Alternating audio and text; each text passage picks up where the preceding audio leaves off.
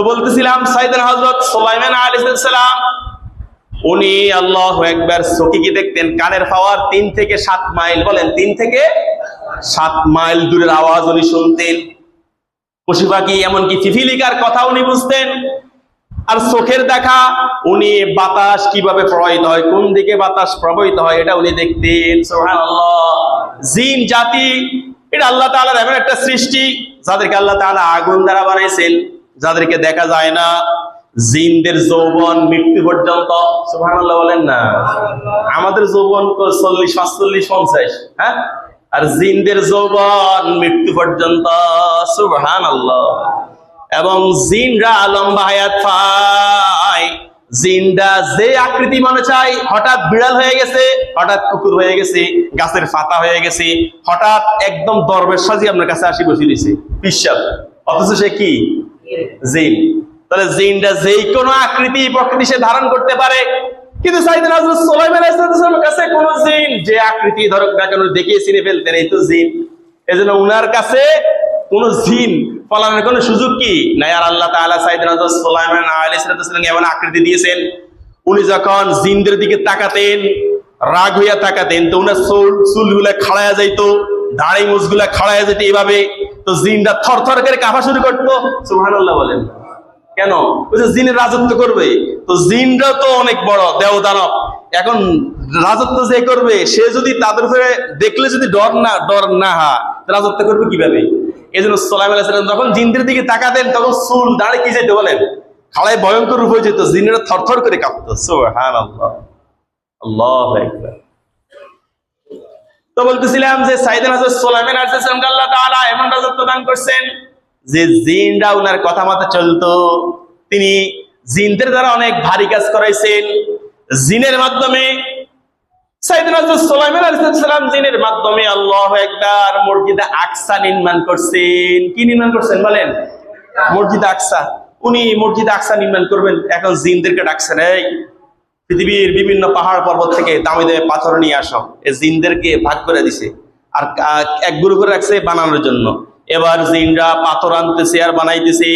সাইয়েদনা হযরত সুলাইমান আলাইহিস সালাম উনি লাঠিতে ভর দিয়ে দাঁড়ায় আছে।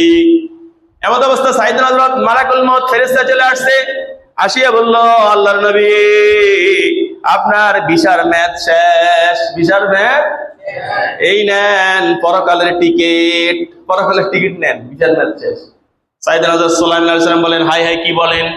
এখন মসজিদ মাত্র অর্ধেক বানানো হয়েছে, আমি যদি এই মুহূর্তে মারা যাই জিনেরা তো আর মসজিদ বানাবে না, মসজিদের কাজ তো রয়ে যাবে, হায়াতটা একটু আর একটু বাড়ানো যায় না?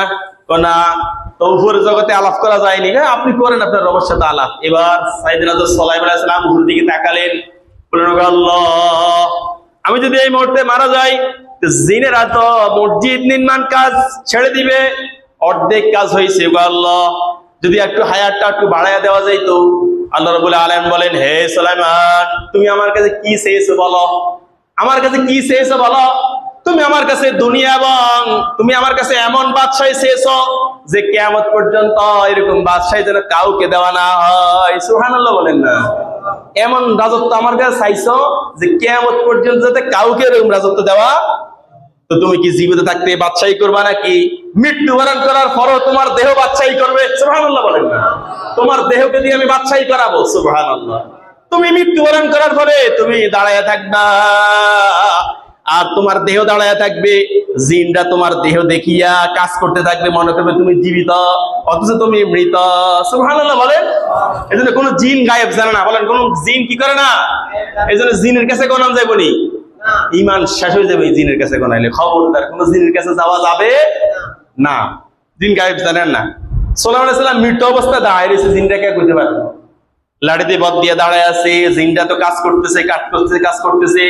যখন শেষ পর্যায়ে চলে আসছে তখন আল্লাহ তাআলা ওই ফোকাকে, উলিকে বলছেন, এই লাঠিকে খাও। এবার কি করো? যে লাঠি দিয়ে বদ দিয়ে খাড়াই আছে, ওই লাঠি দিয়ে কি করো? খাওয়া শুরু করো।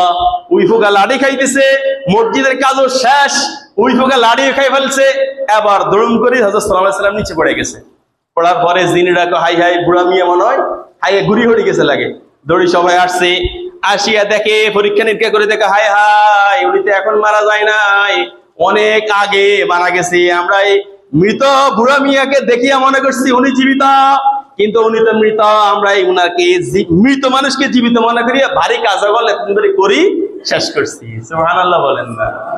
তাহলে আল্লাহ সুলাইমান আলাইহিস সালামকে এমন বাদশাহী দান করছেন, জীবিত থাকতেও বাদশাহ, মৃত্যুবরণ করার পরেও উনার দেহ বাদশাহী করছেন। সুবহানাল্লাহ।